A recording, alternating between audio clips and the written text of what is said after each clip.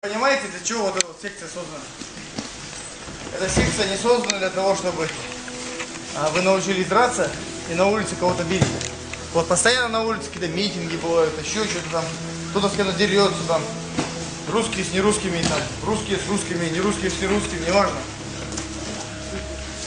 Не дай бог, я узнаю, что кто-то где-то в чем-то участвовал, в каких-то драках массовых или еще что-то.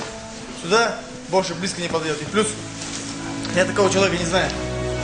Не важно, кто какой нации, не важно, кто какой веры, не важно, кто какого цвета. Если хороший парень, он всегда хороший. Плохой парень, какой бы нации не был, он плохой. С плохими, если мы их будем бить, автоматически мы тоже становимся плохими. Я не знаю, кто виноват, кто не виноват, драться нельзя. Посадят, или еще хуже, кого-нибудь вы убьете, это всю жизнь, представляете, мучиться. Убили человека, у него есть отец, мать, брат, сестра, неважно, кто он. Человек же. Поэтому тренируйтесь, занимайтесь спортом. Всю свою энергию направляйте на спорт. Дружите все друг с другом. Тут я знаю, что 20 национальностей. Общайтесь друг с другом, дружите друг с другом. Обменивайтесь телефонами. Если вам тут кто-то по башке надает, не надо зло таить. Тут все учатся. Кто-то кому-то дал, кто-то кого-то бросил, кто-то еще что-то. Все относитесь друг к другу хорошо. Понятно? Все, давайте теперь открываем сейчас.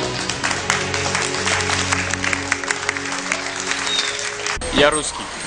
Я дагестанец. Я чеченец. Я украинец. В этом зале нет никакой разницы, кто ты по национальности.